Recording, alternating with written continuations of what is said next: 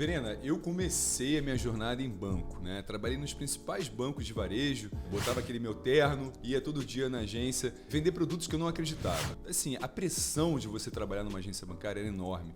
Eu lembro de um dia que eu fiz uma reunião logo cedo com o meu gerente, eu acabei a reunião, fui no banheiro, me tranquei e me deu uma crise de pânico.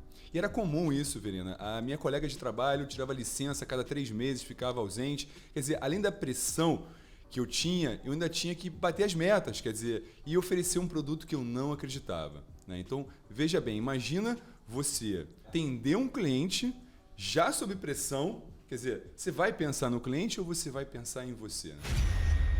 Isso é algo que fez com que muitos brasileiros até desconfiassem do mercado financeiro. Porque muita gente chega, deixei meu dinheiro lá, não ganhei nada, deixei meu dinheiro lá e perdi. Então, assim, é algo que eu critico muito essa estrutura bancária. Por quê? Alguém que está vivendo esse estilo de vida que você vivia, consegue entregar um resultado para o cliente? Uma pessoa que tem que fazer valer o seu trabalho, sustentar sua família, levar o pão de cada dia para casa, que está sofrendo esse estresse emocional, sendo levado a crise de pânico, depressão, ele não consegue nem pensar no cliente. Então eu sempre digo para os investidores que, infelizmente, o mercado bancário é um mercado que é muito difícil você confiar por conta da própria estrutura. É diferente um pouco dos advisors, que o advisor, ele ganha com o benefício do crescimento da carteira dos clientes. Quanto mais o cliente ganha dinheiro, quanto mais a carteira do cliente cresce, os dois ganham, ganha. Sim. O cliente ganha e o advisor ganha.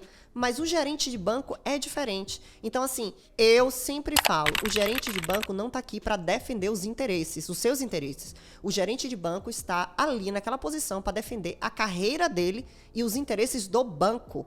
Se você quer defender os interesses da sua família, você precisa ter educação financeira. Ah, Verena, mas eu não quero estudar, porque meu gerente vai cuidar do meu dinheiro. É igual você entregar uma ovelhinha no meio dos lobos. O que você acha que o lobo vai fazer com a ovelhinha? Então, assim, como é que você vai ter discernimento para saber se o seu gerente escolheu as melhores opções de investimento para você, se você não entende nada de investimento? Eu lembro que meu pai falava algo para mim quando eu era criança. Ele dizia, você vai ter que aprender a fazer tudo, porque quando você crescer, até para mandar, você tem que saber fazer. Verdade. Então, na minha empresa hoje, atualmente, eu atuei em quase todas as áreas da minha empresa. Eu sei tudo sobre diversas áreas. Então, quando eu vou pedir alguém que trabalha comigo para fazer algo, eu sei o que eu quero, porque eu já atuei naquela área. Então, assim, as pessoas precisam entender que a educação financeira não é uma opção. A educação financeira tinha que fazer parte da grade escolar, que não aconteceu. A gente não pode viver do passado nem chorar pelo leite derramado. A gente tem que fazer a nossa parte. Se isso não foi proporcionado, agora o que tem que ser feito é correr atrás, investir, pagar por essa educação. E hoje tem muito conteúdo de qualidade na internet de forma gratuita, né? Diferente aí, se a gente olhar 10 anos atrás, realmente era bem complicado você buscar um conteúdo de qualidade. Mas hoje, tem o seu canal, eu posto muito e outras pessoas aí, não preciso nem citar o nome, que já vem fazendo esse trabalho há muito tempo. Então, assim, quem não quer correr atrás é porque tem preguiça e não quer mesmo. Não tem desculpa, né? Não tem desculpa.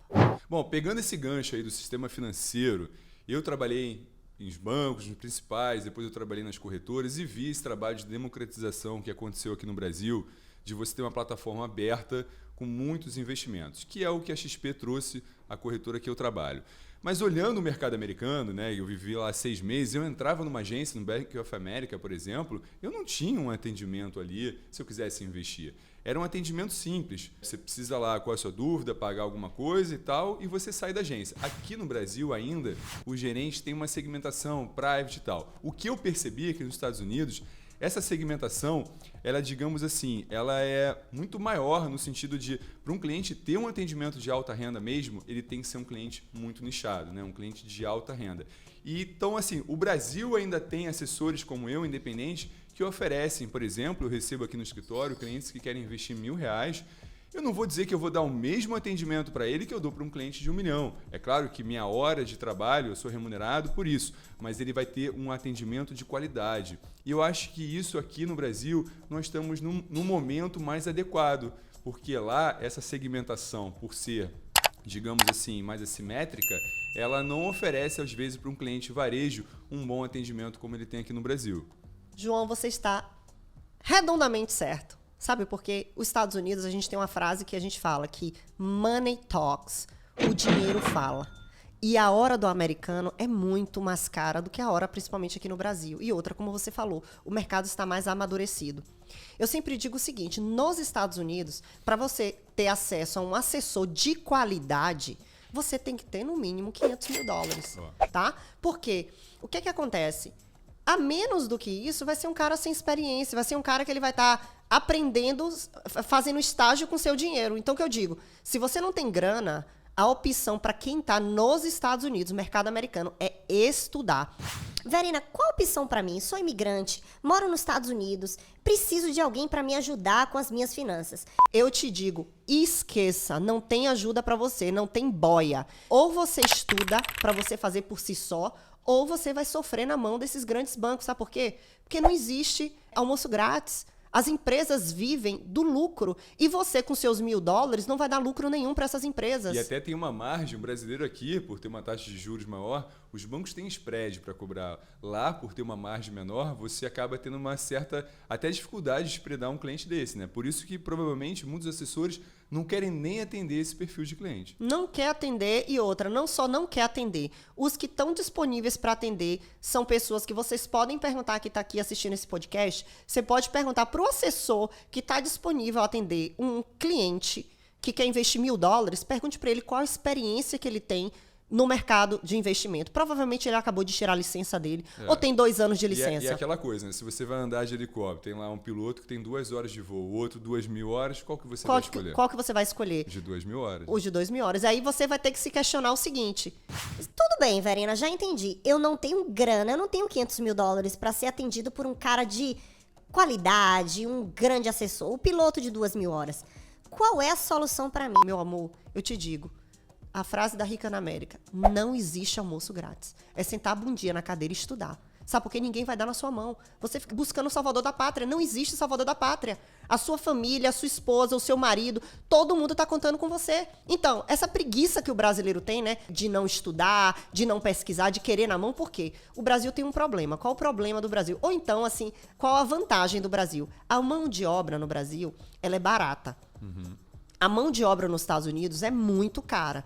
Então, o brasileiro, ele foi mal acostumado. Ele quer babysitter, ele quer babá. Por quê? Porque a mão de obra aqui é barata. Quando eu morava no Brasil, eu tinha uma pessoa para me ajudar a fazer minha comida, eu tinha uma pessoa para me ajudar a limpar minha casa. Eu tinha muitas ajudas quando eu morava aqui no Brasil. Eu fui para os Estados Unidos, uma babá lá nos Estados Unidos, lá em Nova York, por exemplo, no mínimo ela vai pedir $3.000 para ficar algumas horas com seu filho. Então, o estilo de vida do americano é diferente, é diferente. Né? Eu tive essa percepção. Então, assim, o brasileiro, ele é mal acostumado porque ele vai para os Estados Unidos e ele quer uma babá. Sim. Ele quer alguém para pegar na mãozinha dele e dizer, meu amor, vem para cá que eu vou te ensinar a investir.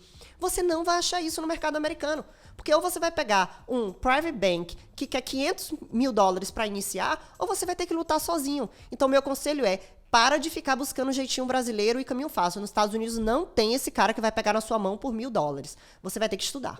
Agora, tem um ponto importante também, porque quando a gente fala que você vive no futuro, isso é verdade, porque os Estados Unidos é uma economia muito mais madura, isso a gente falando de investimentos, né? A gente quer deixar isso claro aqui, né, Isso, Verena? exatamente. Mas assim, por ter muito mais opções, vamos falar de um produto aqui, ETF, Exchange Traded Funds, que é um produto que aqui no Brasil ganha força, mas que lá fora é muito comum, Verena. Eu lembro de estar ali com os meus amigos, que eu fiz algumas amizades em Nova York, e eu perguntava, qual é a sua carteira? E aí, quando ele abria, a maioria dos ativos eram ETF. Né? Então, para quem não sabe, ETF é um fundo, né? Como se fosse um fundo de ação, um fundo de renda fixa, só que a diferença, em vez de você fazer uma aplicação dentro de uma plataforma, ele é negociado em bolsa, igualzinho uma ação da Petrobras. Né? Então, é muito legal você ter esse produto porque ele tem um custo baixo, né? Aqui no Brasil também é um custo baixo, existe a diversificação. Fala um pouquinho sobre isso, porque eu nem sei quantas ETFs tem na Bolsa nos Estados Unidos, na Bolsa Americana, mas eu tenho certeza que você vai falar disso melhor do que eu. João, só para você ter uma noção, nos Estados Unidos tem mais de 6.000 ETFs. Então, assim, qual a diferença e por que o americano muitas vezes opta por investir por ETF? A maioria das pessoas não tem um capital grande para começar investindo. Para você ter uma noção, agora a Amazon fez o split das ações, né? Até outro dia, uma ação da Amazon, uma única ação, estava custando mais de $3.000 antes do mercado cair. Então, assim, Com 3 mil dólares, você só conseguiria investir em uma ação da Amazon. Então, aonde é que o ETF sai na frente? O ETF, vamos dar um exemplo aqui do ETF do SP500, que são as 500 maiores empresas dos Estados Unidos. Com somente aí, se você comprar um voo, que agora está uns 360 dólares no dia de hoje, você está diversificado em 500 empresas de diversos setores. Então, o seu risco é muito menor. Quanto de dinheiro você precisaria para investir, ter uma carteira diversificada nos Estados Unidos? Então, onde tem ações do Google que valem muito, onde você tem ações da Amazon e diversas outras empresas. Empresas globais, né? Diferente de você comprar um índice Bovespa, uma ETF que representa a nossa bolsa, como eu já disse, é concentrado em commodities. Como você está falando em comprar um único produto, que você está comprando as 500 maiores empresas, se for do caso do S&P 500, de tecnologia, né? São empresas globais, são empresas que estão aí crescendo de forma exponencial, né? Exato. Então, assim, por conta disso, o ETF acaba sendo uma excelente opção para o investidor iniciante. Por quê? Você que está me assistindo, você não vai ter grana para investir 30, 40, 50, 100 mil dólares. Você vai ter aquele dinheiro ali inicial. Então, com 400 dólares, você consegue comprar um ETF, que dentro dele, o que é o ETF? Eu ensino para os meus alunos que é como se fosse um pacotinho. Imagine um pacotinho e dentro desse pacotinho tem vários produtos ali dentro. Então, eu brinco dizendo que é como se for no supermercado, né? Tem a laranja individual e tem aquele saco de laranja. Sim. Aí você fala, Verena, vai ter uma laranjinha podre ali no meio, mas no geral, vale a pena comprar o saco da laranja, né? Porque a maioria das laranjas estão boas por um preço interessante. Então, é isso que é o ETF. É você levar um pacote de empresas e você vai estar com seus investimentos diversificados, você não vai estar concentrando só em uma única ação. Por quê? Vamos dizer que você pegue 3 mil dólares e compre uma ação da Amazon. A ação da Amazon agora, desde o ano passado até hoje, caiu mais de 37%.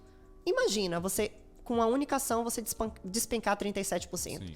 Se você está diversificado, isso não acontece. Você não vai ter essa queda aí do... Essa volatilidade na carteira. Essa volatilidade. Então, o ETF, ele entra como um produto nesse ponto. Você vai estar diversificado.